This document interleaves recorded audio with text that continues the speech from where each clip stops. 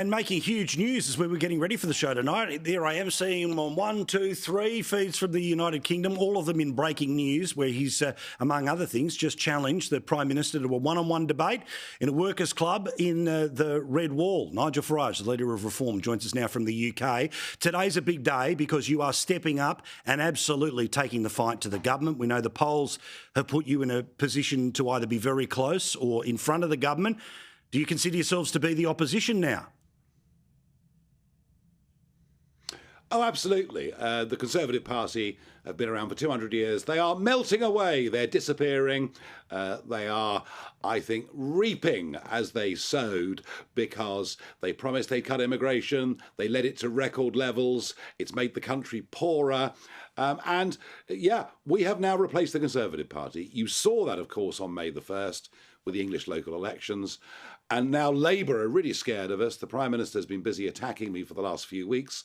And so today, I thought I'd return the favour. And I like that you've gone straight at him saying, you know what, rather than, don't go behind my back, don't do the passive-aggressive thing in Parliament, don't do it in, favoured studios of the BBC. Let's go to right into the heart of working men and women country and look each other in the eye. So what's the challenge you've got for him? Yeah, I said, look, let's go to a working man's club in a former mining area in the north of England, and let's do a head-to-head debate in front of an audience of men and women who come from those communities that have been Labour mostly since the end of World War I, and let's see how we get on. And I did say I wasn't sure whether the Prime Minister enjoyed a few pints or having a bet on the afternoon's horse racing, but I certainly do. And let's see, because, he says Labour are the party of the workers. Well, you know what? I think Reform are now the party of the workers, and this would be a very good acid test. So let's hope he takes me up on it.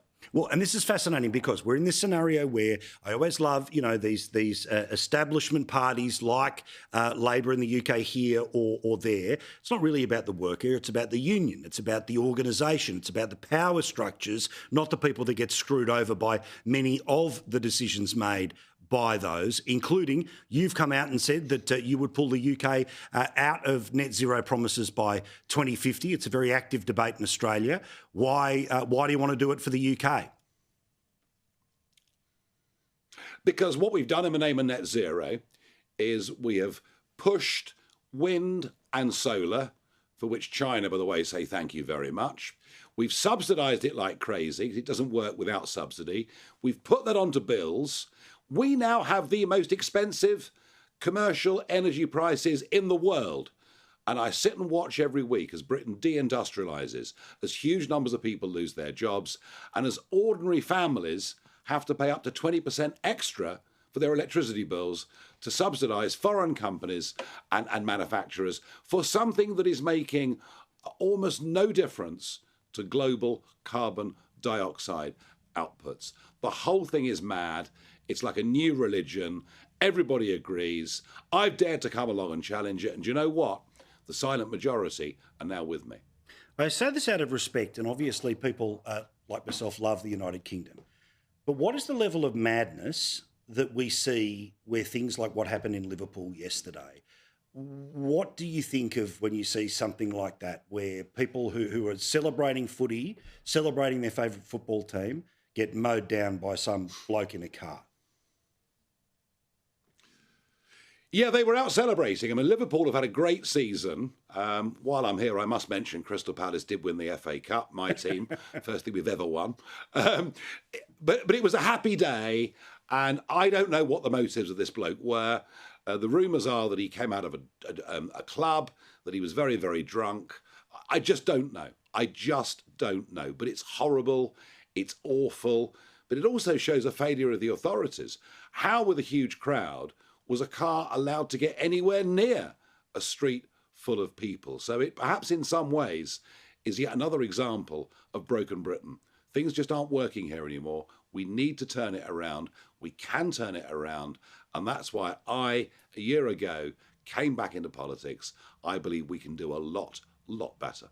It's extraordinary that a year later you've got not just the seats in Parliament, you've got so many local councils, the polls are on your side. And I've got to say, one of the reasons why I think you're surging from a very long way away, but obviously due to technology looking you in the eye each and every Tuesday night, is you take on things like the cost of having kids. I love that in your speech today you talked about the difficulties people have about whether they want to expand the population naturally, and that people literally are frightened sometimes about expanding because of how expensive it is to have a kid these days. Yeah, having a kid's dear. Childcare, of course, if you go back to work, is wildly expensive. And a lot of people just aren't having kids. And we think we can replace that by mass foreign low-skilled immigration, which actually makes us poorer. What I said today was perhaps not fashionable, but it's this. Children that grow up in a married family with a mum and dad through to maturity have better life chances than those that don't. I'm not moralising. I don't want to be the Archbishop of Canterbury. I'm just stating a simple fact. And it's been unfashionable to champion the family. We've been all about diversity for the last few decades. But let's face the truth. Actually, family matters. Marriage does. I mean, my own track record's not great, I admit, but marriage actually matters. And bringing kids up in a stable environment matters. And giving people the confidence to have children, if we can do that through the tax system, must be a good thing. And today was the first time I've really opened up on this, Paul, but I'm going to go on doing it. Good man. Thank you, Nigel. We'll talk to you again next week. Thanks for making time for us.